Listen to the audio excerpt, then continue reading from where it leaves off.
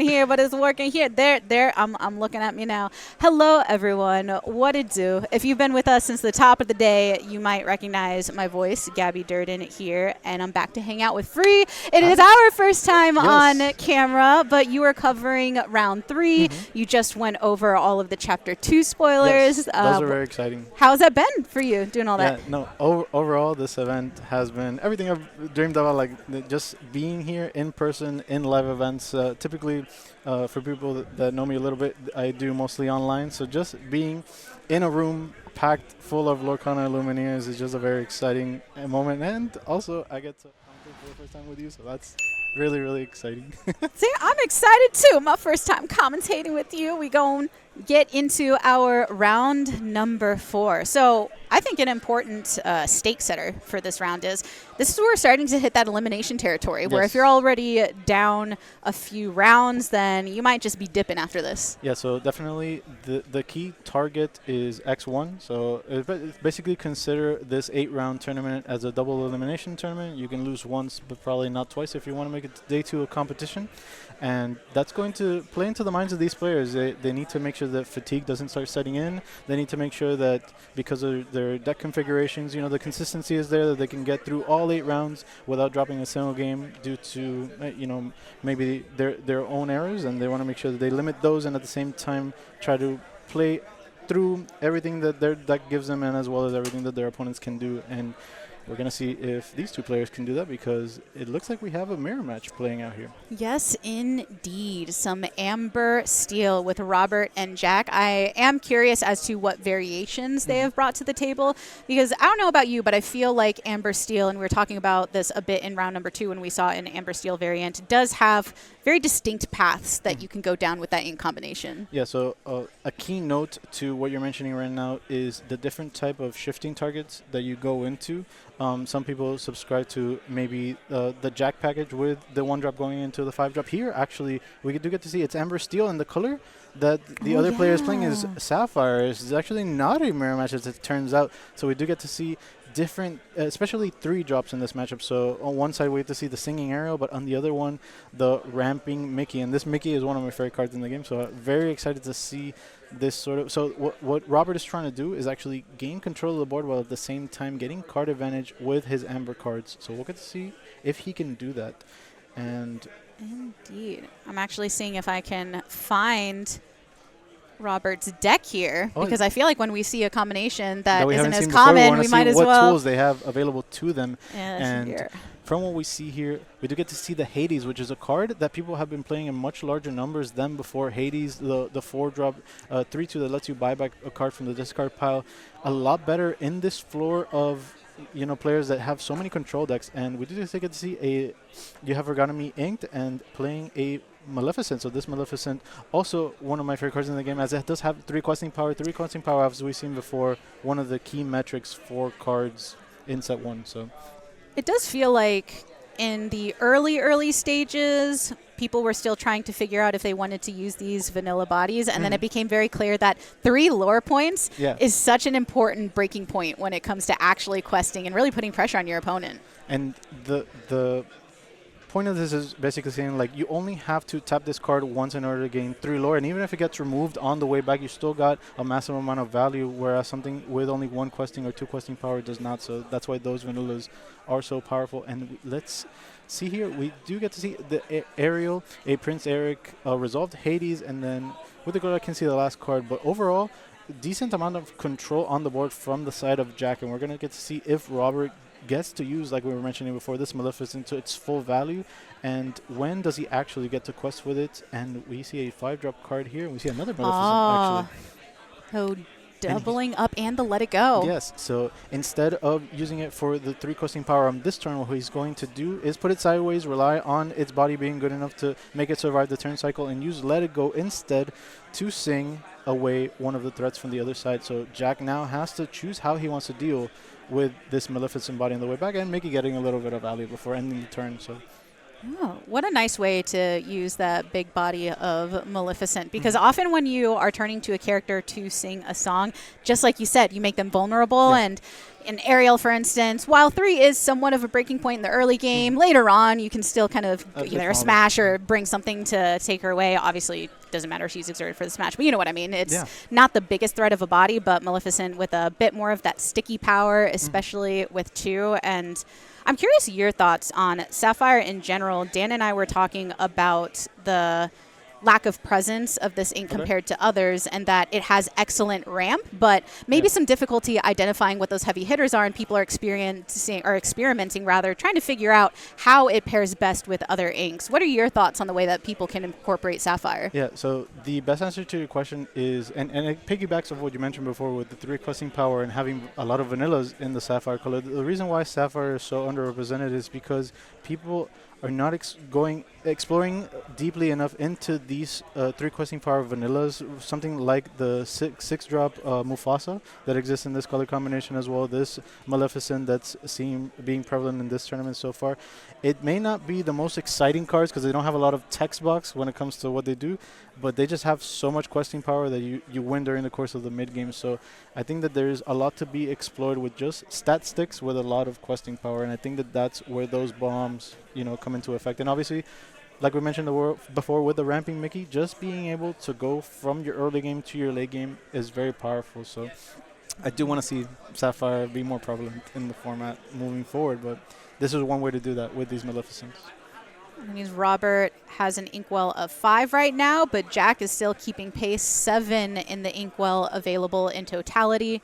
And, of course, again, that Amber Steel combination that we expect to see quite frequently. I can see why you do enjoy this Mickey Mouse card, because not only do you have the ramp, but it feels like you do have a decent trade-off in terms of not making it too strong, because you are taking a card out of your deck unaware of it. And whenever you have that contingency on a card that you must keep in mind when going into the rest of your deck, it feels more appropriate to have it at the level it is, right, with the cost and the effectiveness of it. Yeah, exactly. So making a Mickey a 1/3, it's a downside, but a fair downside when you look at the fact that the card replaces itself by taking a card from the top of the deck in order to ramp 1 and letting you play your more powerful cards earlier, and those giving you a lot more card advantage as well. So just a decently static card all around. Being uninkable is one of the main reasons it's not used in some other like ramp archetypes. When it comes to a mid-range deck like this one, it's quite powerful. So and we do see Mr. Squee being a 2/5 on the table. Very powerful. Another stat stick that we were mentioning before. Not necessarily that much questing power, but again, just difficult to deal with removal spells. So I do like the inclusion of that card. Ooh, and we do see a turning point here with Beast getting rid of the eyeball that gives you more questing power. So pretty good in this matchup overall, getting rid of that extra questing power. It does feel like we have seen a big uptick in Beast's Brought for anyone that has Steel within their deck. And Ruby Amethyst being one of the biggest targets of that because of the prevalence of items there. But here you saw Eye of the Fates can be so good at just really increasing that questing power of your units, and Jack's ability to deny that from Robert fairly early with one of the only ways of removing items is one way for Jack to try and offset the lore that Robert has already built up at this point. And that's one of the consequences of playing Beast in the Steel color. It's one of the only options against those very powerful items in many matchups. So we can see here Eye of the Fates being a very early on inclusion, but even better now that we get to see this sort of turbo questing strategy coming through. So the difficulty with turbo questing, though, is it does feel like you eventually hit a wall.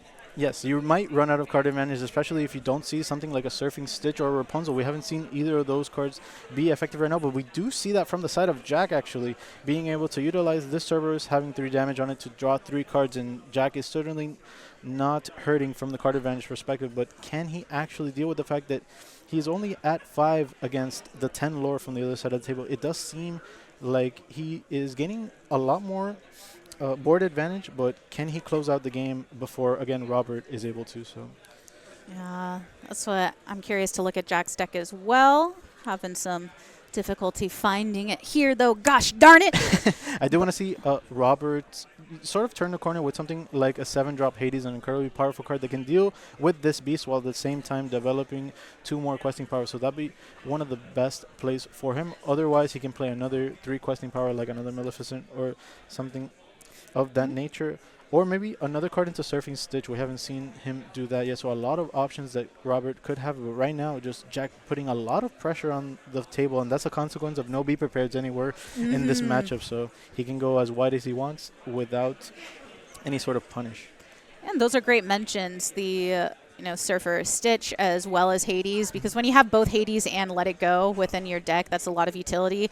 Let It Go being the song that Hades can basically do while also getting a body uninkable, of course, which is why that combo kind of works, because Let It Go, if you run into Hades, you can just ink Let It Go, or you can play it early. This is a funny little mental image of Hades actually singing Let It Go. Right?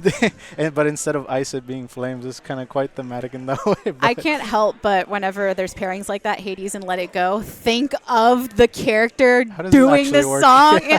Well, and they've set up such a great world for Lorcana because of Floodborn and kind of these different multiverse feelings. So I'm like, why not? Why can't Hades sing Let It Go? It doesn't have to be stuck to the original notion of Hades being this like evil character. He can be a happy character with the Let It Go. There's one Hades that is the ruler of Olympus and kind of a hero. So maybe that Hades is the one that actually sings Let It Go. The villain one is just trying to take away that power. This villain one definitely, true to its name, a villain getting rid of one of Jack's options on the other side. We haven't seen it yet, but we do get to see Rapunzel without value. But again, Robert at this point just wants to make sure that he tries to end the game as soon as possible with every threat.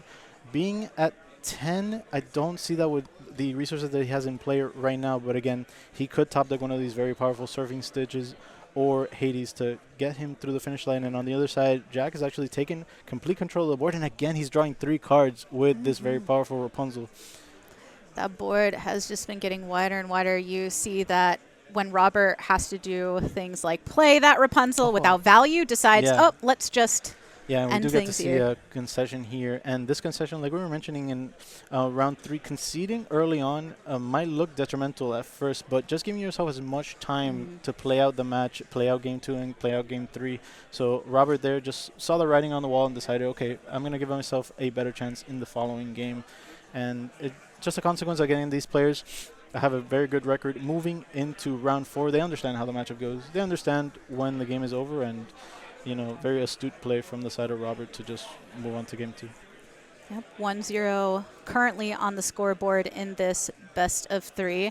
And that is a very particular consideration for these kind of formats, because I don't know about you, but personally, when playing in the online vicinity, I'm very, never give up. I'm never going to concede because and then in card games, though, and then especially in-person card games, it does feel differently than any other genre of gaming on the competitive spectrum, because I know what my deck does. Yeah. I know what your deck does. I know where those windows are and if that window is open or shut, and time is of the essence in these matchups. Not as much as you need it in a Ruby Amethyst Mirror match, but still very important.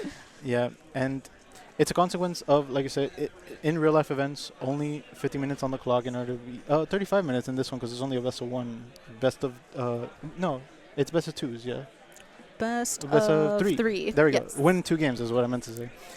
Limited amount of time in the end, and it just being a consequence of you need to understand where those windows lie and being able to say, okay, do I give myself the highest chance of winning by conceding this and moving forward, or is there actually enough of a chance for me to justify continuing the game? And like you mentioned, a lot of people who may not have that experience say, I'm going to stay in this game to the end no matter what, and other ones, like Robert, understanding his position in the game and knowing that going to game 2 is what he has to do to win. So we'll get to see the players shuffling a little bit in mulligans here, just getting everything ready for game 2. But quite a commanding win from the side. I think the names got flipped over just a second ago. But yeah, I was trying to, as far as, because it looked like Jack had ended up conceding that last game, and then but the Robert and the names. So sometimes we'll they flip. Names. Yeah, we'll say that these are locked in. We'll say that Robert actually ended up getting the first one, and we'll just go by his deck combination. Amber Steel just looking like it had enough combination of removal and threats in order to get him through it. And again, it goes back to having the right answers as well, like that beast that you were mentioning before. and we get to see, ooh, okay, so fish into Simba. So a good 1-2 start from the side of Jack, and this is exactly what he needs in order to get onto the board early and not let some of Robert's options like develop. So we're going to see how well can Robert actually deal with these early game threats, and he has chosen to use Prince Eric to do that.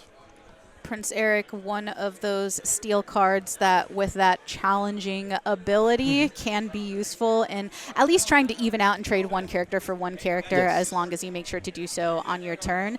And Jack, speaking a bit more about his deck as far as the kind of cheaper characters coming through, you know, you have these Phils, these Stitches, and obviously Flounder that we see here. Different than when you see the Simba paired with a Lilo or something, for instance. But Lilo, I feel like, was the talk of the town for a while in general in the early portions of Amber games. So having an Amber card, because of the power level of Amber cards in general and the access to Simba, something like a 2 questing power on a 1-drop, you know, being able to curve out Lilo into the Simba is an incredibly powerful play. In this case, you know, Flounder not having that much questing power, but again, still safe behind the Simba, and especially if the opponent wants to use something like his Eric in order to turn into the Flounder, not that big of a loss. You only lost your 1-drop, but got a little bit of lore behind it, so not too terrible to have it as your 1-drop of choice here. Yeah. Looks like Robert ended up inking a Cerberus, 3 in the well, and a Tinkerbell. So you feel a lot about that card. Well, I'm thinking more about the big Tink that can come later on every time I see the early. And when you see Steel, you expect some version of Tinkerbell to be in there to be able to have that on 6 or to shift up at 4, which is what you have to be wary of if you're on the side of Jack.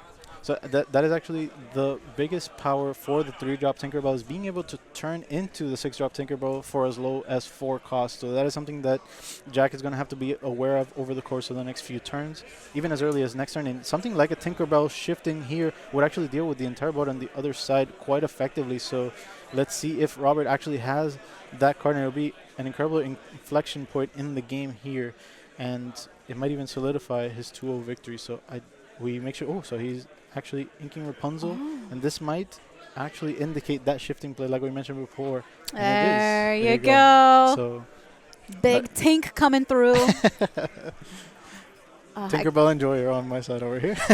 I think it's a little bit of nostalgia too, because I got the fancy Tinkerbell on one of my first drafts that I did of Lorcana.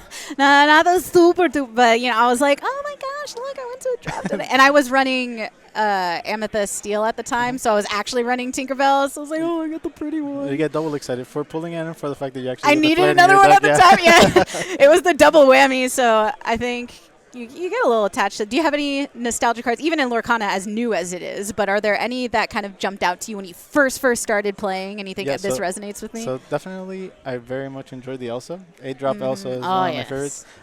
Most of the time, I do tend to look at cards from the perspective of power level first and then lore second, but in the case of Elsa, it actually has best of both worlds, as it is an Elsa card of her just doing her ice thing while at the same time being incredibly powerful in the card game itself.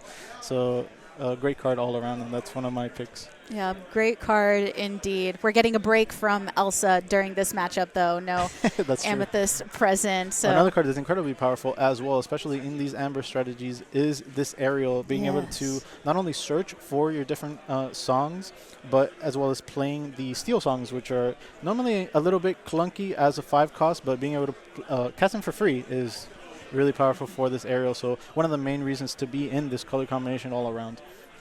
That's when you're thinking of the grab your swords and all of the good things that can come out of Steel.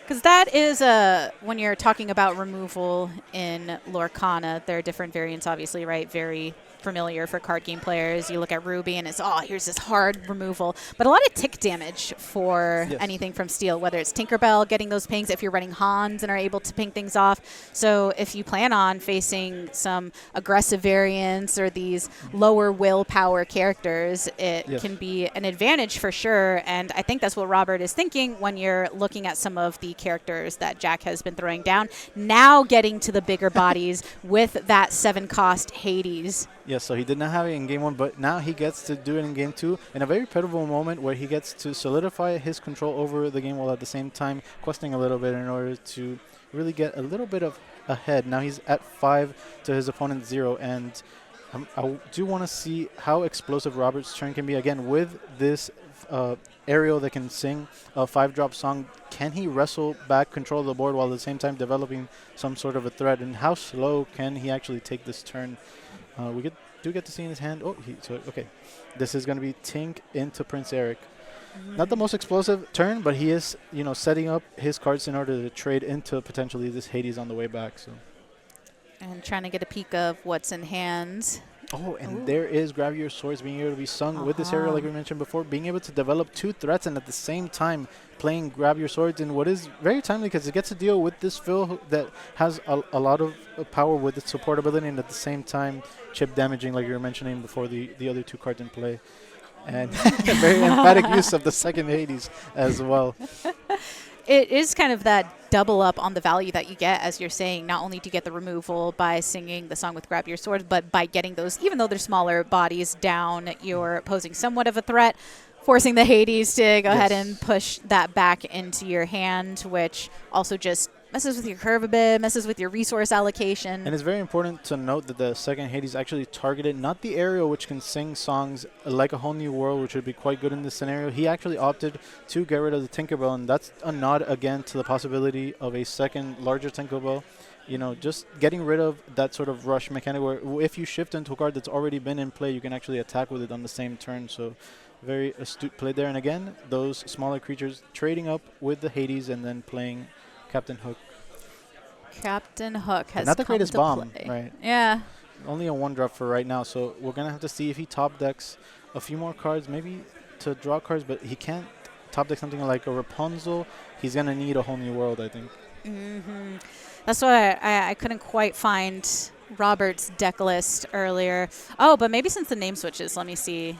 Because I didn't see with. Okay, here we go. I would hope that he has at least 2 to 4 copies, depending on what type of build he's chosen to play today, and it would be quite timely in this situation, as the game is getting away from him a little bit, and he actually, and now that you pulled it up, does not have access to that card. So he's chosen for a little bit more of a much more mid-rangey version of this sort of strategy, saying, okay, I don't want to give my opponent 7 cards in hand. Instead, I'm going to use something like Surfing Stitch in order to draw my cards, but Surfing Stitch not being an option right now, so do get to see if he has other top decks available. The Hades that we were talking about before would be quite good.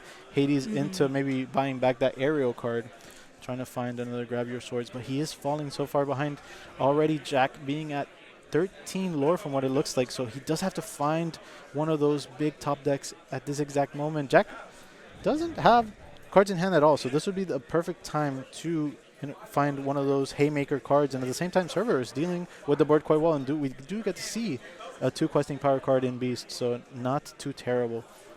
Robert starting to build back his board just a tad. Maleficent on the side of Jack. We talked in game number 1 how valuable she can be. So the bodies are getting bigger on both sides. And I think it's also interesting to note, I've seen so many more of these Amber Steel decks go towards the variant that doesn't have A Whole New World and leans more on You Have Forgotten Me, kind of choosing one or the other. And that's off of recent play and tournament play. But I also feel like just ramping up over time because of the chaotic nature of A Whole New World, if you will. Yeah, the chaotic nature of A Whole New World, it not necessarily always being good for you in the sense that you could actually be in control of the game, having multiple cards in hand versus the opponent's less cards, and now it's just a dead card in hand. At the same time, if both players need to refuel, you give your opponent the first shot of using those new 7 cards. So players opting instead to have a lot more control over the kind of card advantage cards that they see with these Hades and these Stitches and even these aerials. Adding copies of Hakuna Matata that Aerial can search in order to ink as well is one of the great additions that I've seen in these Amber Steel decks. So I do like the player agency when it comes to this sort of a deck build, but again, not having access to that draw 7. Proving detrimental here as Robert is unable to stop Jack over the course of the next turn, gaining those last few points of lore. And we do get the game going to a 1-1. So that's good for us as we get more Lorcana action in general. But we have seen now Jack, the sort of the good and the bad when it comes to how his deck can curve out or sometimes run out of steam. So in that game, he didn't run out of steam. He was able to capitalize on his advantage over the board in order to close out the game before Robert could mount some sort of a comeback. And at the same time, we did see Robert not finding those card advantage cards in the mid game to get him back, especially that turn that he had where he used aerial to sing grab your swords. He was only able to follow up with something like a Prince and a Tinkerbell, not some sort of another haymaker like the larger Tinkerbell, for example. So that would have been a little bit better for him, but didn't have access to those cards. So we get to see a little bit of how the matchup goes. It's very back and forth, but again, Robert in particular has to get value out of those grab your swords in order to eke out the board. Yeah, it felt like the hands in general, when you're comparing game 2 to game 1. Game 1, we saw the very moment Jack ran out of steam, right? I don't really have much else I can play, and then Robert had a clear hand advantage. But once they both started top decking, is who's in the better position here? Who has the early lead and can get something down that can keep that? And in those scenarios, that's why when both players are at 0 or only 1 card in hand, those 3 questing power cards, like the Maleficent that we saw top decked at the end, is basically saying you have to deal with this card every single turn or it's just going to win the game. And that's one of the powers of the Sapphire color in general. And in this matchup in particular, both players playing Amber, but one choosing Sapphire over Steel, like you were mentioning before, doesn't have that hard removal. So the 6 willpower from a card like Hades and from a card like Maleficent really mattering in this matchup. You find yourself needing to take multiple rounds to be able to get that removal down because of that tick damage, as opposed to something that is immediate and fully effective. And Robert, understanding that, said Jack is at 15 lore. Yeah. There is no way for me to be able to stop this from happening. Obviously, that one went even farther than the game previously and was pretty well decided by the end. But Jack now looking to repeat the fortunes of the previous game. We'll see if Robert can disrupt him, though, and bring it back. And we do see that Robert is actually on the play. Incredibly important to go first in a matchup like this because now he has the answer to the Simba already in play in the form of Eric, so he won't suffer too much from attacking with the Eric and dealing with the Stitch. The Stitch only gaining 1 lore in the end, so, play draw also allows you to play something like the arrow on this turn. We're going to see if he actually has access to that, and actually inking something like the big Tink lets me believe that he doesn't. We're going to see what kind of song. Hopefully he doesn't whiff on this search right here. That's always the worry. Yes. Fingers crossed. Please give me some kind of song. He does. Okay. Ooh. So unable to find a song in this situation, that might be, definitely going to be detrimental, but we'll get to see if he runs out of steam. Robert does during the course of this game because of something like whiffing that. And now, does Jack actually worry less about something like Grab Your Swords, knowing that something like the Song Aerial has whiffed? Either way, both of his cards in play actually have 3 willpower, so not worried too much about that. Yep. 2 versus 3 makes all the difference when you're on the early turns of this game. Not many of the cheaper characters having the ability to take that out in a single swoop. That's why Simba being able to block all those 2/2s and 1/1s can be very valuable. Now getting taken out by Ariel. Little side note on Ariel. I think that I'm very excited to see what comes through in the next chapters, because I can imagine a super duper song heavy deck across the line. We're already seeing kind of itching towards that, and as more cards are revealed, I expect more to come. And I agree with you 100%. The excitement level comes from the fact that any time a song that costs 5 or less is released into the game, this aerial gains more power, and it can both search it as well as play it for free.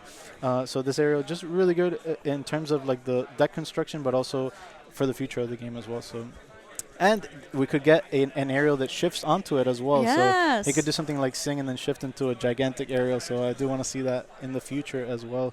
In the meantime, we do get to see that Robert actually resolved the Rapunzel to get a little bit extra value off of the aerial attack, like you mentioned before. And now he is at 5 ink, and I don't know what he played, but I think it was a beast, if I'm not mistaken.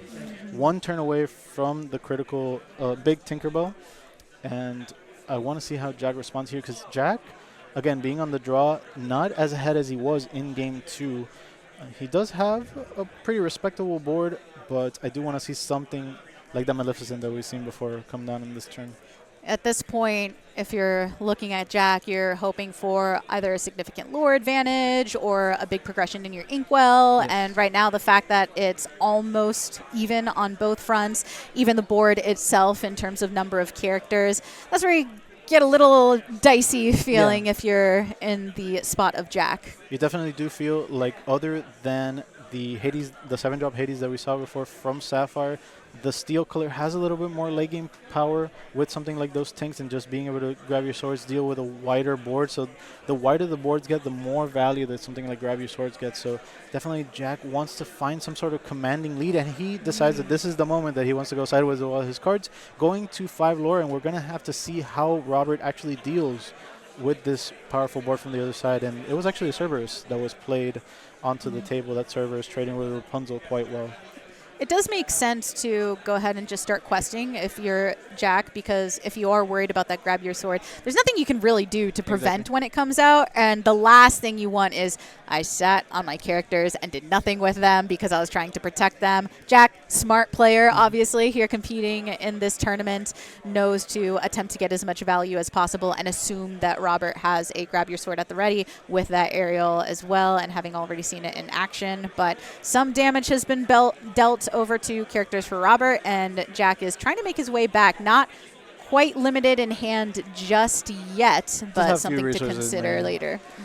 And I do want to see how... Oh, and there's the big tank coming down, just dealing a little bit of chip damage. And like you were mentioning before, getting the value out of the cards in play is important, you know, when you have access to them. And him just deciding, okay, they're probably not going to get much more valuable than this in the future, so I'm just going to turn them sideways right now. And that large Tinkerbell on the other side going to dominate this board. So how fast can Jack try to close this out at 5 lore? We're going to have to see what his options are. Yeah, Jack cares much more about playing against the race of time than Robert does, who just wants to try to slow Jack's effort. Now that Tink is down, though, you do have... Yeah, you don't have the hard removal to take down the Maleficents, but you do have a bigger body that can go ahead and use that additional ability of taking out a unit and dealing 2 damage. That's one way that you can start having more of an impact against these Maleficents. But as we noted before, if you let Jack kind of get to that much later, around the mid-teens point, even one round of passing and Maleficent getting the chance to quest with 3 becomes such a huge threat. So Robert wanting to keep him from double digits. And how does Robert actually assign damage here? Does he deal with this Stitch, or does he decide to actually attack Rapunzel into the Stitch and then use that 2 damage on something like a Maleficent and deal with Maleficent with something like grab your swords later? He does actually opt to use the Rapunzel to remove the Stitch. Already attacking cards that have quested and are sideways is a pretty effective way of controlling the board, and then, you know, leaving something like damage removal for these untapped Maleficents. But again, Maleficent having 6 willpower, just so difficult to chip away at in this case. But how many 3 and 2 questing power cards can Jack actually produce with only 3 cards in hand? That's going to be the question. Yeah, that's the difficulty here. Oh, and an incredibly powerful discarding 2 from the side of Jack, and Jack needed every single resource available to him, but now he has 2 less cards to work with. Interesting. You have forgotten me. The value of this card definitely increases the less cards your opponent has in their hand. Yeah, depending on the context of the game, the card can be absolutely backbreaking, especially if Jack wants to do this sort of racing situation where he says, okay, I'm just going to let your board live. You can deal with my cards however you choose, but every single one of my cards is questing every turn. But now, if you have 2 less of those cards to quest with, do you actually have enough time to win the game? And he actually says, okay, he has a decent amount of rebuild with this Robin Hood. This Robin Hood drawing him an extra card. Drawing cards in blue, very rare. So the Robin Hood, a great option to do that with, and a great inclusion in this situation here. So, and worth noting, conditional draw, though. So here it worked out for him, but I think that's sometimes what can make Sapphire feel very explosive in moments. You know, we've talked about the bell combos and, you know, oh, you got the draw with the Robin Hood and all these things. But when that doesn't work out, then you're not accessing a lot of the utility of your cards. So I'm sure Jack feels good about getting to do so now. It was starting to get closer in lore, but into those double digits he has crested now at 12 compared to 5 for Robert. But still some options for Robert to bring through. Lots of damage dealt to the characters across. Yeah, and Robert, again, actually does have a decent amount of cards in play and a decent amount of questing power as well. So can he actually balance dealing damage to Jack's board while at the same time questing on his side as well. And can he actually propose to win the race? He already has 5 questing power in play. As long as he removes this Maleficent before the turn is over, and he's going to do that with a Grab Your Swords, being able to deal with that and chip damage a little bit of the Robin Hood. And now he gets 4 lore, presumably, if he taps down these 2 characters on his side. But again, he is still at 5, so he has to try to come back into the game somehow. And this strategy is working. Jack, again, he looked a little bit at a deficit when he was only at 5 lore a few turns ago, and he was kind of losing control of the game. But again, this reckless, play every single threat out every single turn and deal with it somehow strategy that he's implementing here alongside that extra draw from the Robin Hood is really keeping him in the game.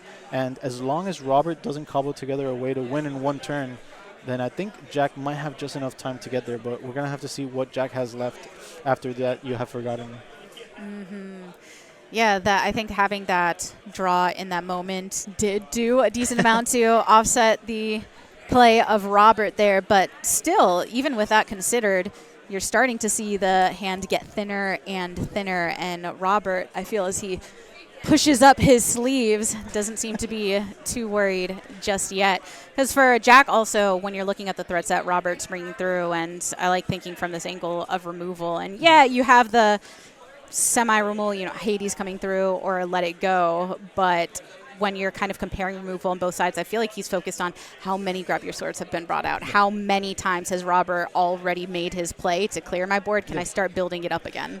Yeah, and we do get to see here, he's trying to go, Robert is trying to go for this win in one turn plan and actually forcing Jack to, instead of quest with his Robin Hood, having to remove the Rapunzel because of that threat of winning as soon as the following turn. So Robert doing a good job of almost forcing Jack to pivot from his original plan, and Jack actually choosing to discard 2 cards from Robert's hand instead of developing a threat here. And that just might be a consequence of him running a little bit out of steam here. Yeah. And we get to see Robert just going sideways with everything. I do feel like it looks different than the previous loss Jack had in this series, but I do feel like we've hit that point of critical mass again. Resources have been expelled. Whenever you have to pivot your strategy, just as you said, from what you were planning to just denying the opponent, you're no longer working into your own win conditions. You're not building up that lore. You still haven't cleared the board. There's a big tink. Ariel's still chilling. Everyone's hanging out, and Robert has advantage in multiple ways. Yeah, so here Hades is going to do his best to try to bring back. At this point, the only card that he can cast from the discard pile would be a Stitch, but instead he grabs the Robin Hood, inks it, and is going to play another resource. Just a desperate attempt at making a small final push, but again, Robert's board just too intimidating at this point, and I do believe he just turns everything sideways and takes the matchup home, but he's going to go through the motions here really quick. BR guessing just to see what options he has available to him, but he does, I believe, does he have 6 available to him? I do think so. 1, 2, 3, 4, 5. Maybe he's 1 off and he's just trying to make sure that he covers all of his bases. But it does seem like Robert is in a commanding lead at this point. Because when you're only 1 off, there's no need to really force the 5 lore that you have right now. You might as well conserve those resources so you can go for the one big swing the next time around, which looks like it's what Robert is attempting to do. Jack somewhat building back up, using the Hades to get some more cards to his name. But nonetheless, I feel more than the other matches we have witnessed today, this one, because of the nature of where Sapphire and Amber together stand, you just felt that pivot point. You felt that big turn from, oh, maybe Jack can win this, to, oh, nope, don't see where the angle is to come back. Yeah, and it's a consequence. Oh, and there it is. So Robert takes the matchup 2-1, and it was a back-and-forth matchup, and the first matchup to actually not be a 2-0, at least that I've seen so far. Again,